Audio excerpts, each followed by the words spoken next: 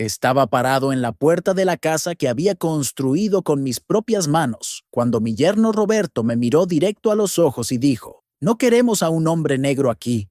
Esta es una familia decente». Sus palabras me golpearon como un martillo en el pecho. Mi hija Carmen estaba detrás de él, con la mirada baja, sosteniendo a mi nieto de apenas 2 años. El niño que había mecido en mis brazos, al que le había cantado canciones de cuna, me miraba sin entender por qué su abuelo tenía lágrimas en los ojos. 28 años trabajando 12 horas diarias en la construcción bajo el sol de Guadalajara para comprar ese terreno en la colonia Santa María. 28 años ahorrando cada peso, sacrificando vacaciones, ropa nueva, hasta medicinas, para construir la casa donde mi Carmen pudiera vivir dignamente. Y ahora este hombre, este Roberto Mendoza que apareció en nuestras vidas hace apenas 3 años, me estaba echando de mi propia propiedad. «Papá, por favor entiende», murmuró Carmen sin levantar la vista. «Roberto tiene razón. Los vecinos hablan, dicen cosas sobre nosotros». Mi corazón se partió en 1000 pedazos. Esta era la niña que había cargado en mis hombros, la que me gritaba «Papi» cada vez que llegaba del trabajo cubierto de cemento y pintura. Ahora no podía ni mirarme a la cara. Roberto sonrió con esa sonrisa cruel que ya había aprendido a odiar. «Don Miguel, usted ya cumplió su deber. Nos dio la casa. Ahora déjenos vivir en paz». Sacó un papel del bolsillo, un documento que yo no conocía. «Carmen ya firmó todo. La casa está a nuestro nombre. Legalmente usted no tiene derecho a estar aquí».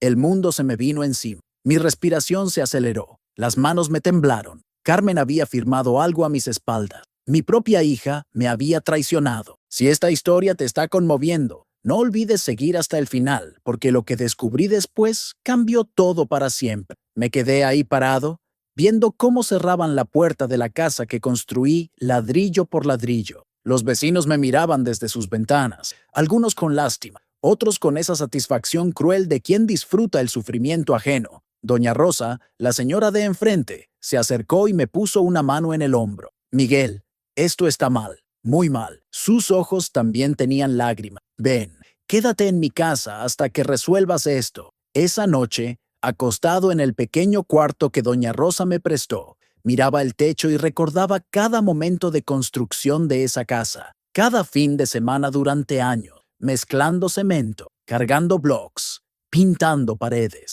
todo para mi Carmen, todo para que tuviera un hogar. Pero lo que ninguno de ellos sabía era que yo tenía algo que Roberto nunca imaginó que existiera. Al día siguiente, fui a buscar a mi viejo amigo Javier Herrera, el notario público que había manejado todos mis documentos durante años. Javier me conocía desde que llegué a Guadalajara desde Veracruz, siendo apenas un muchacho de 18 años. Él había visto mi lucha, mi sacrificio, mi constancia. «Miguel, amigo, siéntate», me dijo cuando llegué a su oficina. Su rostro se veía preocupado. «Ya me enteré de lo que pasó. Roberto vino hace 2 semanas con Carmen. Querían hacer un traspaso de propiedad». Javier hizo una pausa y me miró fijamente. «Pero hay algo que ellos no saben». Mi corazón comenzó a latir más fuerte. «¿Qué cosa, Javier? Cuando tú compraste ese terreno hace 25 años, fuiste muy inteligente. ¿Recuerdas que te sugerí hacer un contrato especial?» Sus ojos brillaron con una mezcla de orgullo y satisfacción. «Un contrato que protegiera tu inversión». Los recuerdos empezaron a regresar. Yo era joven, inexperto en temas legales, pero Javier me había aconsejado bien. «Un fideicomiso irrevocable», susurré. «Exacto. La casa puede estar a nombre de Carmen, pero el terreno, Miguel, el terreno sigue siendo tuyo. Y en el contrato dice claramente que tú tienes derecho a vivir ahí hasta tu muerte. Roberto puede tener los papeles de la casa, pero no puede echarte de tu propia propiedad». Sentí que la sangre volvía a circular por mis venas. Una sonrisa comenzó a dibujarse en mi rostro. «¿Estás seguro, Javier?» «Completamente seguro. Más aún, si ellos te impiden el acceso a la propiedad, están cometiendo despojo. Eso es un delito federal». Javier abrió un archivo y sacó los documentos originales. «Aquí está todo, Miguel. Tu nombre, tu firma, tu derecho inalienable. Si pensabas que esta historia terminaría con injusticia, espera a ver lo que viene, porque la venganza más dulce estaba por llegar». Esa tarde regresé a mi casa acompañado de Javier y dos oficiales del Ministerio Público. Roberto abrió la puerta con esa misma sonrisa arrogante, pero cuando vio a las autoridades, su expresión cambió completamente. «Buenos días», dijo el oficial. «Venimos por una denuncia de despojo». «¿El señor Roberto Mendoza?» «Sí, soy yo, pero no entiendo». Roberto tartamudeó. «Señor Mendoza, usted está impidiendo el acceso del propietario legal del terreno a su propiedad. Eso constituye despojo y usurpación». Carmen apareció detrás de Roberto, cargando a mi nieto. Su cara se veía pálida, confundida. «¿Papá? ¿Qué está pasando?»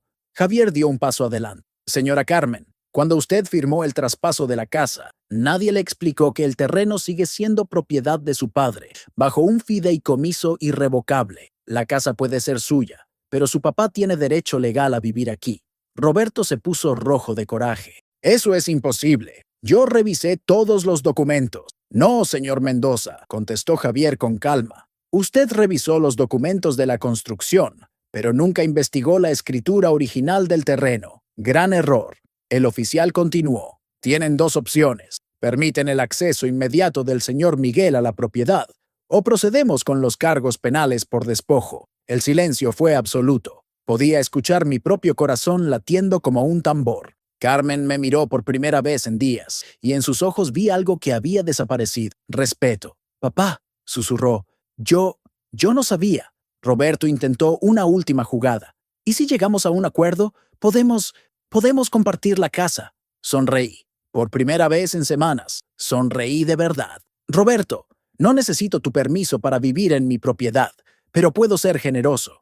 Hice una pausa, disfrutando cada segundo. «Puedes quedarte con Carmen si quieres, pero vas a aprender a respetarme, porque esta tierra es mía, y aquí yo soy quien manda». La humillación en el rostro de Roberto era visible. El hombre que me había insultado, que me había llamado negro indeseable, ahora tenía que aceptar que dependía de mi generosidad para tener un techo. Pero si crees que aquí termina la historia, te equivocas, porque lo que descubrí esa noche fue solo el inicio de la traición más dolorosa de mi vida. Después de que las autoridades se fueron y Roberto entró a la casa con la cola entre las patas, me quedé en el jardín con Carmen. Mi nieto jugaba con unas flores cerca de nosotros. «Papá, perdóname», me dijo con lágrimas en los ojos. «Roberto me convenció de que era lo mejor. Me dijo que tú estarías mejor en un asilo, que a tu edad». «Carmen, ¿tú realmente creías eso?» Mi voz se quebró. «¿Creías que yo te iba a hacer una carga?» Ella no respondió, pero su silencio lo dijo todo. Esa noche, mientras organizaba mis cosas en lo que había sido mi antigua habitación, encontré algo que me heló la sangre. Debajo de la cama de Carmen había una caja con papeles. Curiosidad de padre, supongo. Lo que vi ahí me partió el alma. Eran documentos de un crédito que Roberto había solicitado usando la casa como garantía. Un crédito por 2 millones de pesos. Había forjado mi firma en varios documentos, haciéndose pasar por copropietario. Y lo peor de todo, había fechas. Roberto había planeado todo esto desde hace más de un año. Mi hija no era solo cómplice, era víctima de un estafador profesional. Temblando, seguí revisando los papeles. Había más, mucho más. Roberto ya estaba casado. Tenía otra esposa en Ciudad de México y había hecho exactamente lo mismo con la familia de ella. Los había estafado, se había quedado con su casa y después los había abandonado. Carmen y mi nieto estaban viviendo con un criminal. Al día siguiente confronté a Carmen con las pruebas. Cuando vio los documentos, se desplomó en una silla y comenzó a llorar desconsoladamente. «Papá, él me dijo que me amaba. Me prometió que íbamos a ser felices». Su voz era apenas un susurro. «¿Cómo pudo engañarme así?» «Hija, hay hombres que viven de engañar mujeres buenas». Le puse la mano en el hombro. «Pero ahora vamos a hacer justicia». Esa tarde, mientras Roberto estaba en el trabajo, llamamos a la policía. Cuando llegaron las patrullas, también llegó una mujer que yo no conocía. Una mujer hermosa, de unos 40 años, acompañada de 2 niños pequeños. «¿Aquí vive Roberto Mendoza?», preguntó con voz firme. «¿Quién pregunta?», respondí. «Soy Patricia Mendoza, su esposa legal». Carmen se quedó sin respiración. Los niños se escondieron detrás de su madre, claramente asustados. Patricia continuó. «He estado buscando a este criminal durante meses. Se robó nuestra casa en Naucalpan, falsificó documentos y desapareció con todas nuestras pertenencias. En ese momento Roberto llegó del trabajo. Cuando vio las patrullas, a Patricia, a los niños, trató de correr, pero ya era demasiado tarde. Los oficiales lo detuvieron. Roberto Mendoza está arrestado por bigamia, fraude, falsificación de documentos y despojo, anunció el comandante. Roberto me miró con odio puro. Esto no se queda así, negro desgraciado. Sonreí. Roberto, te equivocaste de familia. Si esta historia te ha mantenido en suspenso hasta ahora, no te vayas porque el final te va a sorprender aún más. Resultó que Roberto había estafado a 5 familias diferentes en 3 estados. Era un criminal profesional que se especializaba en seducir mujeres con propiedades, casarse con ellas, robarles todo y desaparecer. Carmen había sido solo una víctima más en su larga lista de engaños. Patricia y yo nos hicimos amigos durante los meses del proceso legal. Ella me contó cómo Roberto había arruinado su vida, cómo había perdido la casa que había heredado de sus padres, cómo había tenido que trabajar 12 horas diarias para sobrevivir con sus hijos. Don Miguel, me dijo un día, usted salvó a Carmen de algo mucho peor. Si Roberto hubiera seguido con su plan, habría vendido la casa y desaparecido, dejándola sin nada. El juicio duró 6 meses. Roberto fue sentenciado a 8 años de prisión.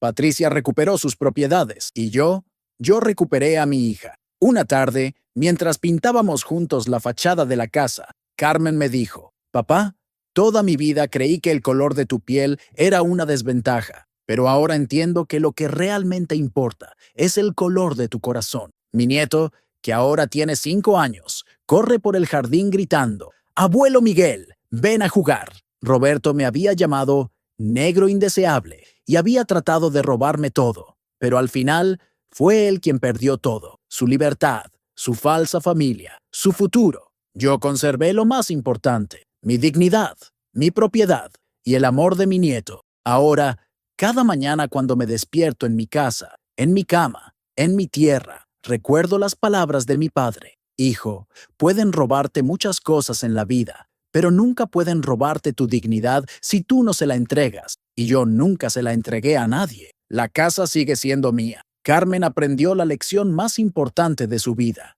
Y mi nieto sabe que su abuelo es un hombre que nunca se rinde. Durante los meses del proceso legal, Patricia venía seguido a la casa. Al principio era solo por los trámites, para coordinar testimonios y evidencia. Pero poco a poco, nuestras conversaciones se volvieron más personales. Don Miguel, me dijo una tarde mientras tomábamos café en el patio, usted es el primer hombre decente que conozco después de Roberto. Sus ojos tenían una tristeza profunda, pero también una fuerza que me recordaba a mi difunta esposa, María Elena. Patricia, usted es una mujer muy fuerte. Sus hijos son afortunados de tenerla. Ella sonrió por primera vez desde que la conocí. ¿Sabe qué?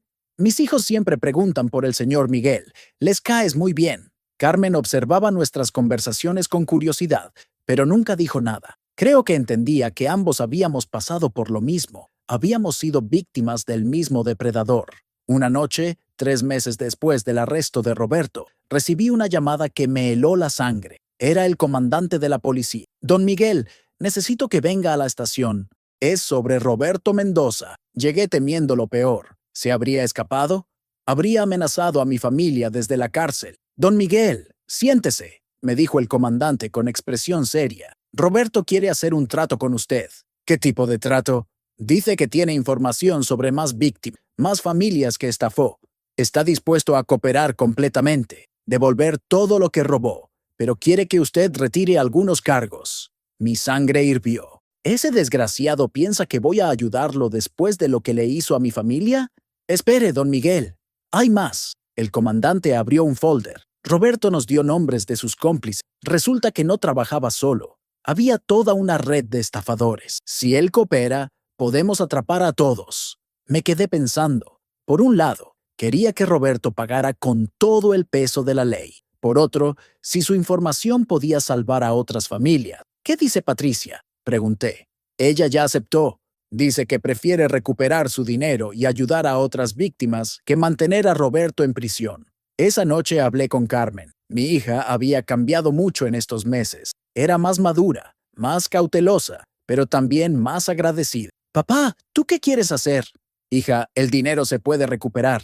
pero hay familias que tal vez nunca superen el daño que Roberto les causó. Si podemos evitar que otras mujeres pasen por lo que tú pasaste, Carmen asintió. Hazlo, papá, pero con condiciones. Al día siguiente, regresé a la estación con mis condiciones. Roberto tenía que devolver hasta el último peso, hacer confesión completa por escrito y nunca, jamás, acercarse a mi familia. Además, tendría que cumplir al menos 3 años de prisión, sin posibilidad de reducción de pena. Roberto aceptó todo. Cuando lo vi en esa sala de interrogatorios, esposado, con uniforme de prisionero, ya no se parecía en nada al hombre arrogante que me había insultado en la puerta de mi casa. «Don Miguel», me dijo con voz quebrada, «yo sé que no merezco su perdón, pero quiero que sepa que admiro lo que hizo. Usted luchó por su familia como un verdadero hombre». Lo miré directo a los ojos. «Roberto, tú me dijiste que no querías a un hombre negro en tu casa,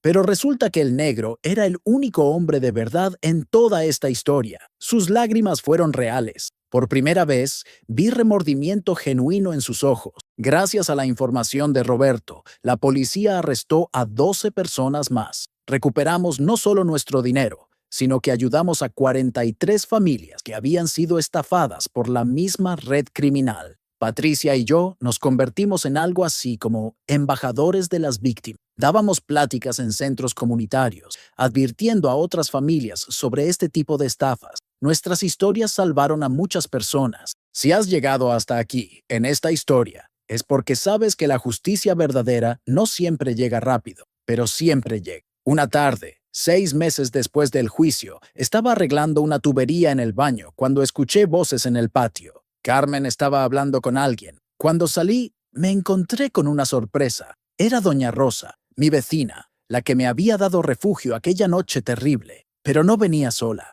Estaba acompañada de un joven de unos 25 años, bien vestido, con maletín en mano. «Miguel, te presento a mi nieto, el licenciado Eduardo Rosa». El joven se acercó con respeto. «Don Miguel, soy abogado especialista en derechos civiles. Mi abuela me contó su historia y quiero ofrecerle algo». «¿Qué cosa, licenciado?» «Queremos demandar a Roberto y a toda su red por daño moral y discriminación racial. El insulto que le hizo, la humillación pública, eso tiene valor legal. Podríamos conseguir una compensación importante». Carmen se emocionó. «Papá, sería justicia completa, pero yo lo pensé bien. Licenciado, agradezco su ofrecimiento, pero ya tengo mi justicia. Tengo mi casa, mi familia, mi dignidad. Roberto está en prisión. Otras familias recuperaron lo suyo. ¿Qué más puedo pedir?»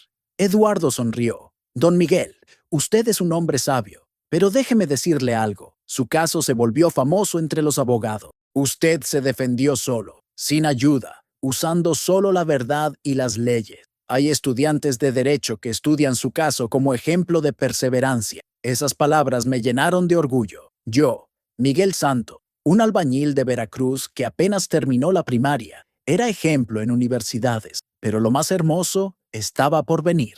Una semana después, Patricia llegó a la casa con sus 2 hijos, Sofía y Daniel. Los niños corrieron directamente hacia mi nieto Miguel Ángel, que ahora tenía 6 años. Se habían vuelto grandes amigos. «Miguel», me dijo Patricia, «necesito hablar contigo de algo importante». Nos sentamos en el jardín, mientras los niños jugaban. Carmen estaba adentro, preparando la cena. «¿Qué pasa, Patricia?»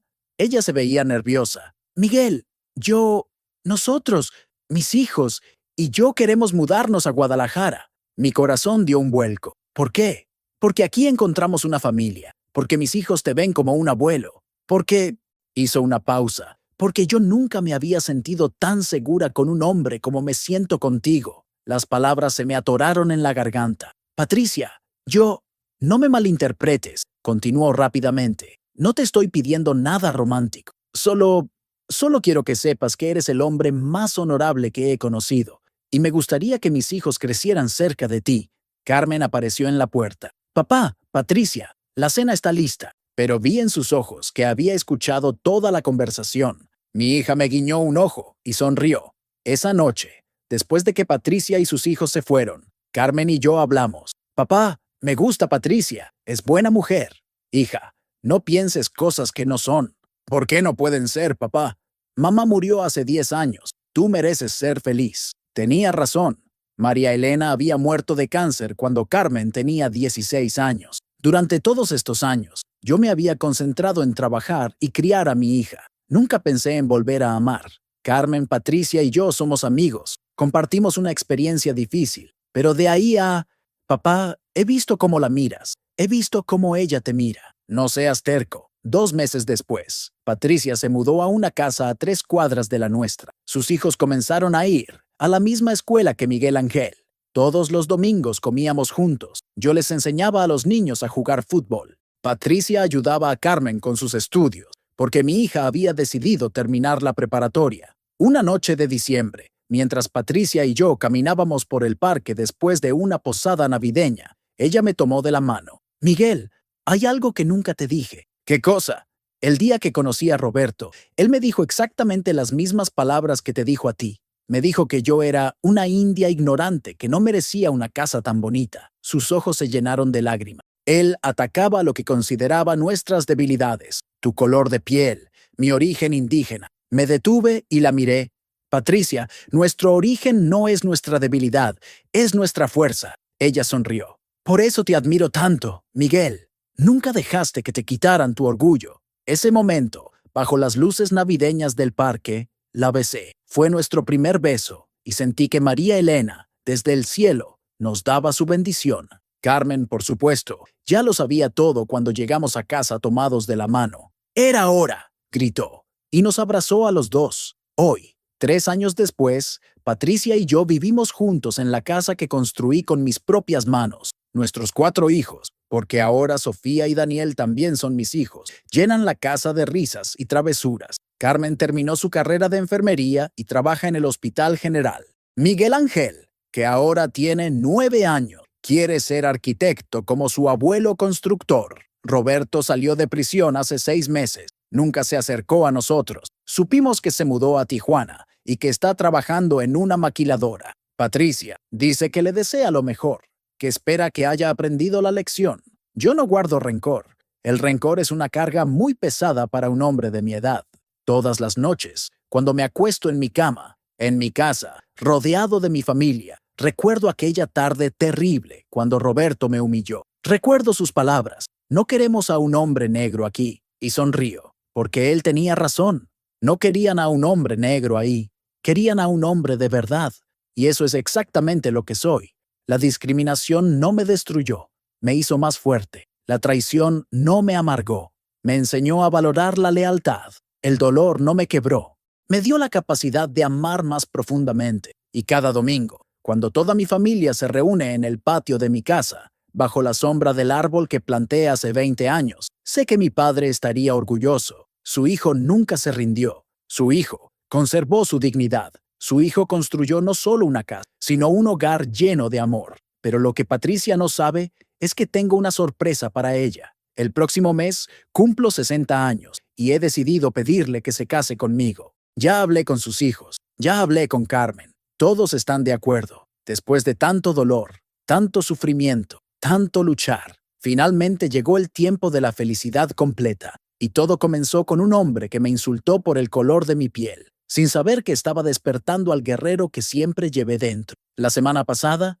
mientras planeaba la propuesta de matrimonio, recibí una llamada inesperada. Era una voz de mujer, joven, nerviosa. Don Miguel Santos. Sí, soy yo. ¿Quién habla? Mi nombre es Alejandra Mendoza. Soy la hermana de Roberto. Mi sangre se congeló. Después de 3 años de paz, el apellido Mendoza regresaba a mi vida como un fantasma del pasado. ¿Qué quiere, señorita? Don Miguel, necesito hablar con usted. Es sobre mi hermano, pero también sobre usted. Por favor, es muy importante. Patricia estaba en la cocina preparando el almuerzo. Le hice señas de que era una llamada importante. Ella me miró con preocupación. Está bien, señorita. ¿Dónde quiere que nos veamos? ¿Puede ser en el Parque Agua Azul? En 1 hora. Cuando colgué, Patricia se acercó inmediatamente. Miguel, ¿qué pasa? Te ves pálido. Es la hermana de Roberto. Quiere hablar conmigo. Los ojos de Patricia se llenaron de miedo. Miguel, ¿y si es una trampa? ¿Y si Roberto le pidió que te buscara? No lo creo, amor, pero voy a ir acompañado, por si las dudas. Llamé a Javier Herrera. Mi viejo amigo notario ya se había convertido en algo más que un abogado. Era como un hermano para mí. Miguel, no me gusta esto, me dijo cuando le conté. ¿Por qué después de tanto tiempo? No lo sé, Javier, pero necesito saberlo. Una hora después, estábamos en el parque. Alejandra Mendoza era una mujer de unos 30 años, delgada, con los mismos ojos de Roberto, pero sin la crueldad. Se veía asustada, desesperada. Don Miguel, gracias por venir. Se dirigió también a Javier. Licenciado, imagino que usted es su abogado. Así es. ¿De qué se trata esto, señorita Mendoza? Alejandra respiró profundo. Mi hermano me pidió que los buscara, pero no es lo que ustedes piensan. Sacó una carta de su bolso. Roberto está muriendo. Las palabras me golpearon como un rayo. ¿Cómo? Cáncer de hígado. Los doctores le dan 3 meses máximo. Sus lágrimas empezaron a caer. Don Miguel, mi hermano hizo cosas terribles, lo sé, pero antes de morir, quiere hacer algo bien. Javier se mantuvo alerta. ¿Qué quiere exactamente? Alejandra me entregó la carta. Léala usted mismo. Con manos temblorosas, abrí la carta. La letra era de Roberto, pero se veía débil, temblorosa. Don Miguel, sé que no merezco su tiempo ni su consideración, pero estoy muriendo, y hay algo que necesito decirle antes de partir. Usted fue el único hombre que me puso en mi lugar sin violencia, solo con dignidad y verdad. En estos 3 años en prisión, he pensado mucho en sus palabras. El negro era el único hombre de verdad en toda esta historia. Tenía razón. Yo nunca fui un hombre de verdad, solo un cobarde que atacaba a gente buena. Quiero pedirle perdón, no para que me perdone, sino porque necesito que sepa que usted me cambió, que su ejemplo me hizo entender lo que significa ser un hombre de honor.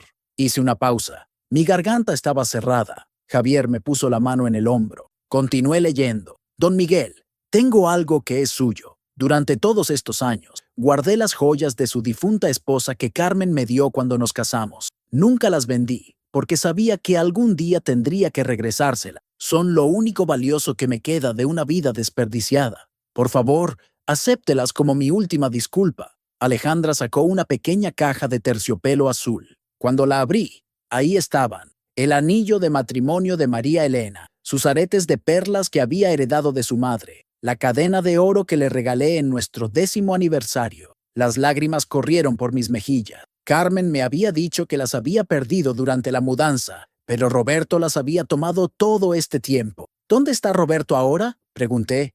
En el Hospital General de Tijuana. Está muy grave, don Miguel.